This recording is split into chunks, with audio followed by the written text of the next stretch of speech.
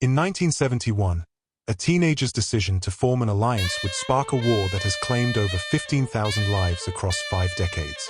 For more than half a century, the name Crips has been synonymous with gang warfare, blue rags, and a legendary rivalry with the Bloods.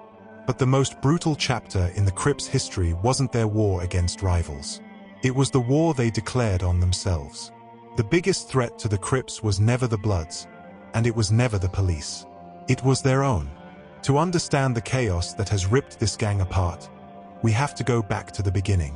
South Central Los Angeles in the late 1960s was a powder keg.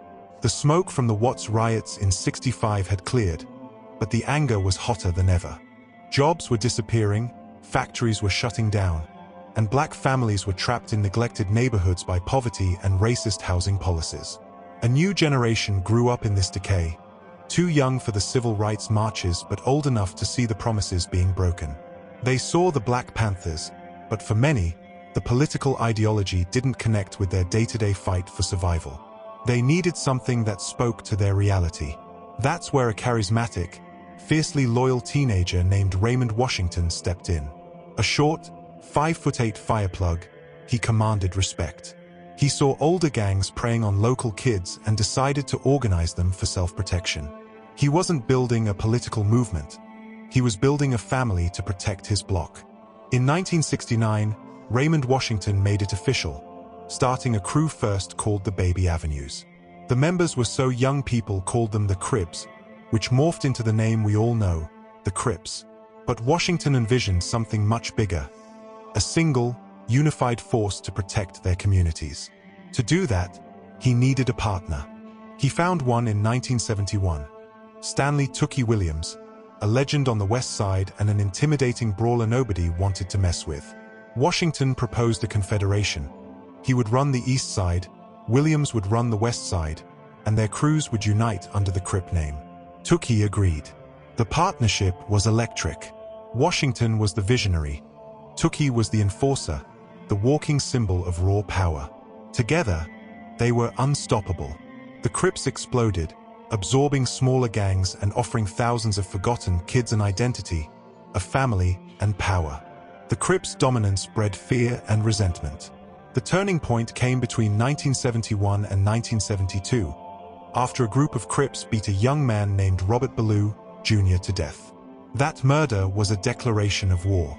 In response, old rivals teamed up to survive. In Compton, after a brutal conflict with the local Crips, a gang called the Compton Pirates, led by Sylvester Scott and Vincent Owens, started making calls.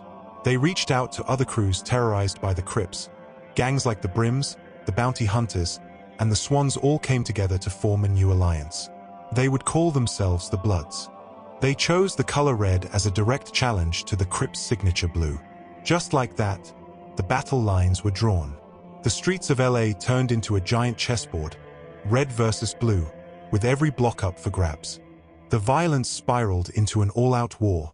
By the end of the '70s, both gangs were splintering into smaller, neighborhood-based sets, making the conflict even more chaotic and personal. Just as the Crip empire seemed invincible, it began to crumble from within. The first blow came in 1974, when Raymond Washington was sent to prison for robbery. Without his leadership, Crip sets grew more independent and violent. When he was released in 1979, Washington was disgusted. He was an old-school fighter who hated guns and wanted to restore unity, reportedly even seeking a truce with the Bloods. He never got the chance.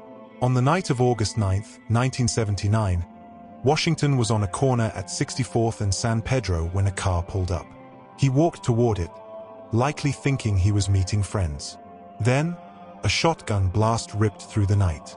Washington died on the operating table, just 5 days before his 26th birthday. His murder was never officially solved, but on the street, everyone believed the truth. It wasn't the Bloods. The shot came from another Crip. That single act of betrayal lit the fuse on a self-destructive powder keg.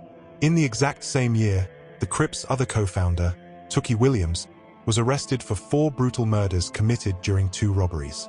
In 1981, he was convicted and sentenced to death. With Washington dead and Williams on death row, the Crips were leaderless.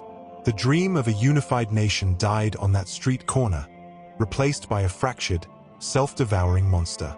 The events of 1979 kicked off the deadliest chapter in the gang's history. When the crack cocaine epidemic hit in the 1980s, it poured gasoline on the fire. Turf wars became multi-million-dollar drug disputes. Crip-on-Crip violence exploded, becoming far deadlier than their war with the Bloods. The numbers tell a grim story. Since the 1970s, gang violence has been linked to staggering death tolls, with some estimates for the conflict reaching as high as 20,000 in Los Angeles County alone. Police crackdowns led to mass arrests but did little to stop the killing. A historic truce in 1992 brought a brief moment of hope, but the cycle of poverty and violence ran too deep. Today, though murder rates in Los Angeles have fallen, the legacy of that 1979 betrayal still echoes. Raymond Washington built an empire to protect his people, only to be killed by the very organization he created. That fatal act shattered any myth of unity and redefined the Crips, ensuring their legacy would be written not in alliance, but in blood. If you found this look into one of the most pivotal moments in criminal history compelling, be sure to like this video and subscribe for more deep dives. Let us know in the comments what story you think we should investigate next. Thanks for watching.